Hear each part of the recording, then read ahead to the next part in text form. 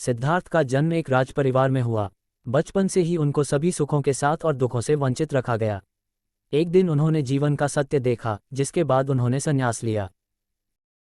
महात्मा बुद्ध भारत की आत्मा के एक ऐसे महान प्रतापी योगी थे जिन्होंने स्वयं का योग परमात्मा से किया और उस परम ज्ञान की प्राप्त की, जिससे आज बौद्ध धर्म के सभी अनुयायी जीवन की प्रेरणा पाते हैं। महात्मा बुद्ध ने स्वयं को ऐसा सिद्ध किया कि वे देव रूप में पूजे जाने लगे।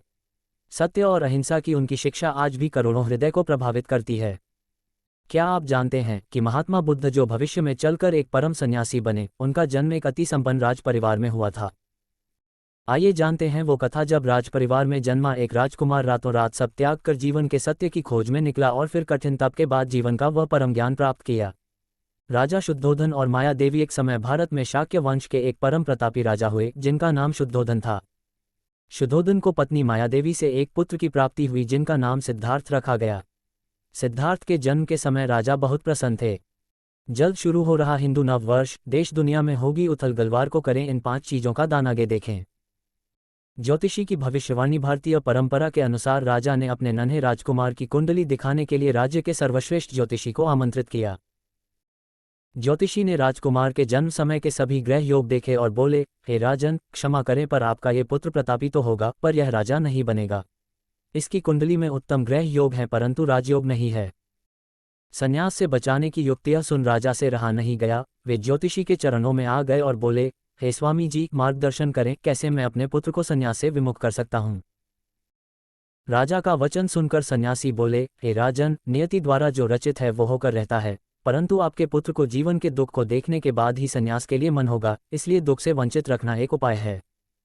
राजा ने किए प्रबंधे सुनने के बाद राजा ने पुत्र को दुखों से वंचित रखने के लिए उचित प्रबंध किए।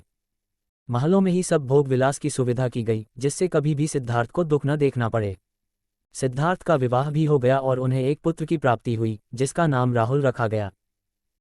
सिद्धार्थ का सत्य से सामना। एक दिन अचानक सिद्धार्थ अपने रथ के सारथी के संग सभी सुरक्षा व्यवस्थाओं को ताक पर रखकर नगर भ्रमण के लिए निकल गए, जहां उन्होंने एक शवयात्रा को देखा। शवयात्रा देखकर उन्हें मृत्यु और व्याधि के दुख के बारे में पता चला। मृतक को कांधे पर उठाए सभी विलाप कर रहे थे। ये देखकर सिद्धार्थ का मन विचलित हो गया। ये दुख से बचने का तरीका वो मन ही मन खोजने लगे। आगे चलकर एक सन्यासी दिखे तो उनके मन में शांति का भाव देख अचंभित हो गए। ये प्रथम बार था जब उनको दुख और दुख से मुक्ति दोनों एक साथ दिखे। गृहत्याग और ज्ञान प्राप्ति जीवन के सत्य की खोज की अग्नि सिद्धार्थ के मन में प्रज्वलित हो चुकी थी। उन्होंने अचानक एक रात अपनी पत्नी यशोधरा और पुत्र राहुल सहित सभी संबंधों का त्याग किया और संन्यास के लिए निकल गए।